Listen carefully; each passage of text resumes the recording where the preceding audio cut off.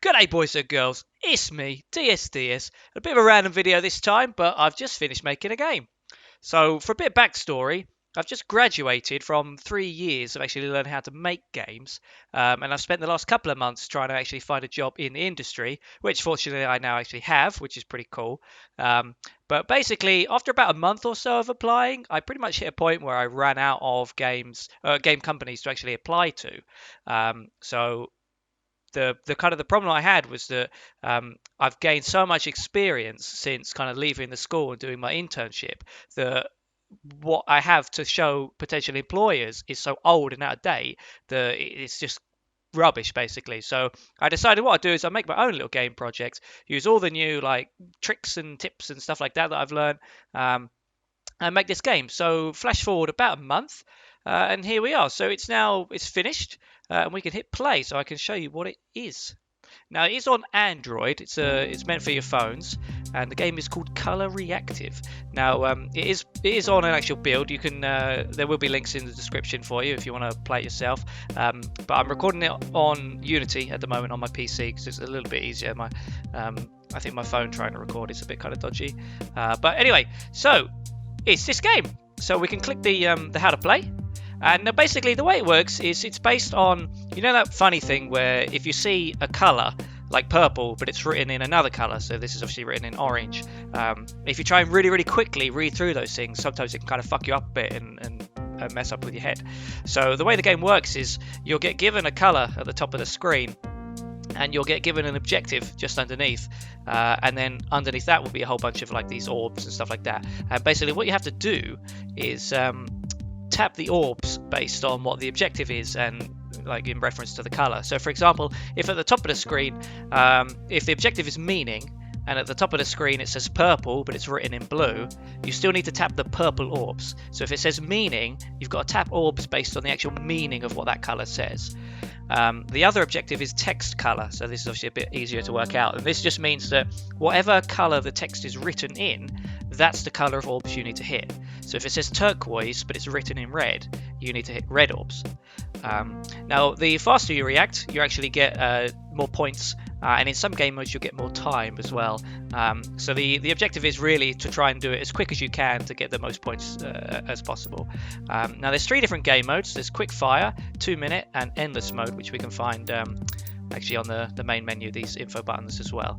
Now quick fire is pretty easy. It's just 60 seconds, and the objective is to score as many points as you can. So what I'll do is I'll have a little go and you can see what I mean. So we hit quick fire and pink, so the text color is pink, so we need to hit orange orbs, and you can see when I hit them, yellow meaning, they change into gold, silver or bronze orbs. Pink meaning, okay, it means the pink ones, so we've got to hit that, and it changes over. Red is text color, so we want orange again. And of course you could probably see that this could be potentially quite competitive in a way, because obviously you've got to try and get it as quick as you can. Yellow text color, it's like these ones. Now if you leave it for too long without hitting something, then it will refresh on its own, so it kind of forces you to not spend too long trying to think about it. And obviously when you wanted to try and get as many points as you can, you're trying to really hammer it. Now if you do make one mistake in this mode, yellow meaning, actually what's my computer volume on, because that's quite loud. Okay, turn it down a little bit. Bit hard to hear myself think. If you make one mistake in this mode, the game actually ends. So turquoise meaning, here we go, we get a whole bunch of points there, like that, and then ran out of time. So time's up, high score, and you get a breakdown. So for this round, for these 60 seconds, I got 6 gold orbs, which is the fastest time, which is 12.8% roughly of all of the reactions I had. 14 silver orbs and then bronze orbs and stuff. You can replay or you can kind of quit.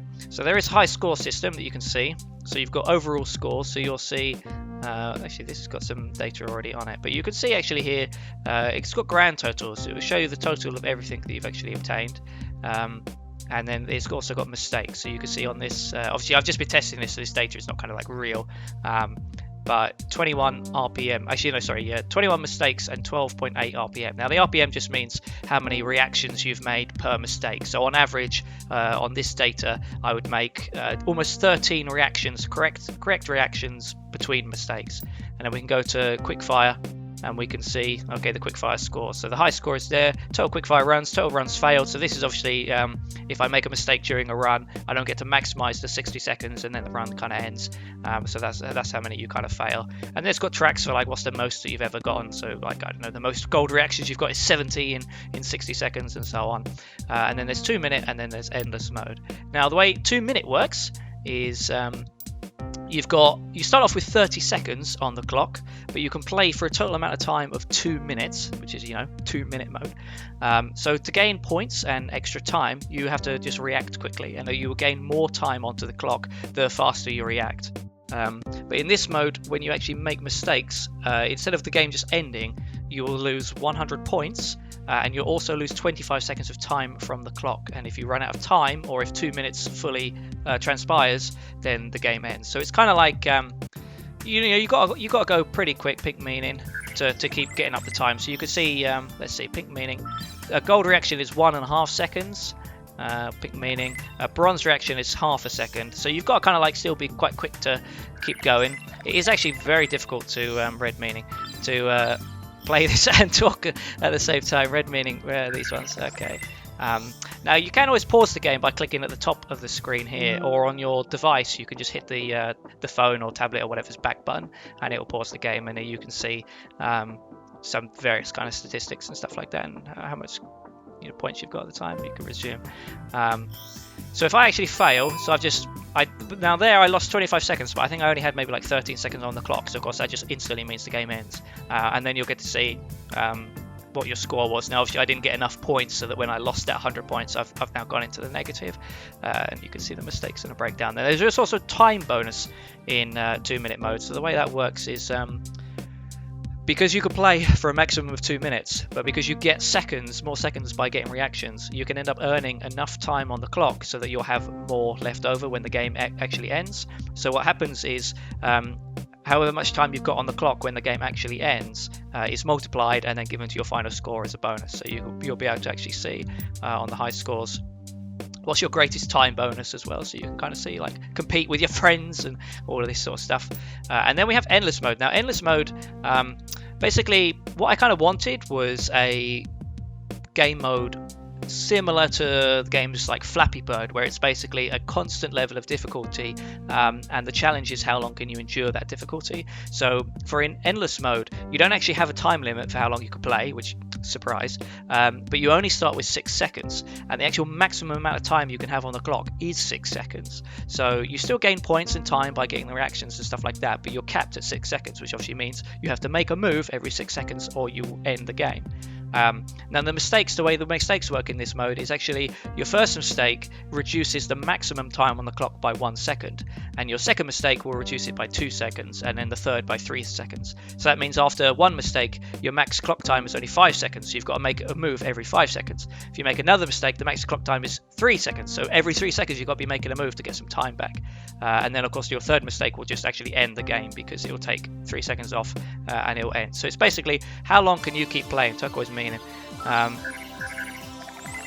until you basically fuck up too many times and you run. Yellow text color, that one. Ooh, red meaning. Oh, okay, it's very hard to actually play the game and talk at the same time, but you've got game length and those sort of things. And on the high scores you can see it'll track the endless runs and the longest game and how many reactions and stuff like that. These aren't my real high scores. My real high score is probably in the hundreds of millions, I would say, but this is just testing data. Now you do have in the settings, you can turn your music on and off. You can turn your sound effects on and off. It's pretty futuristic, this stuff. And there's also a disable saving feature that I wanted to put in. So basically, the way this works is that because there's so many statistics that get tracked as you're playing the game, I thought it's kind of like, at least for me, when I play these sort of games, if my girlfriend wants to play the game, my first thought is like these sort of games, I'm always thinking, fuck my statistics, they're going to go to the dogs. So I put this thing in where you can actually turn off the saving feature, which means that if you have some friend or your mum or something like that wants to play the game, but you don't want their terrible scores to affect your statistics, you can turn saving off and it won't save. And it will actually still inform you whether or not you get a high score. So if you give your phone to Kevin and Kevin beats your high score, it will still say in the game when it ends that, oh, this was the high score, but it won't actually save it. And then on this screen you can delete the data as well if you want to just completely wipe everything. Please no. So that's quite good. Now for the credits, obviously, so I've made all of the game. The textures are, it's just one very small border texture that I made. The actual background texture is a photograph. It's actually this photograph that I took quite a few years ago. I took it more as an actual texture photograph, so it's nice that I've been able to actually finally use it. And obviously I just put it through some photoshopping and stuff like that to make it look quite good. But I'm actually quite happy with how that looks. Now the music for the game, the music score is by Eric Matthias. I hope I pronounced that correctly. And he runs a nice website, soundimage.org, where he's got loads and loads of different sound effects and music and looping tracks. Obviously I've been using some of the looping tracks from his stuff, so very much check that out if you are interested in that sort of thing. That's quite good. And the sound effects are from tonedoc.com. Obviously I don't make my own music. I make the music on the Final Fantasy guides, but I'm not gonna.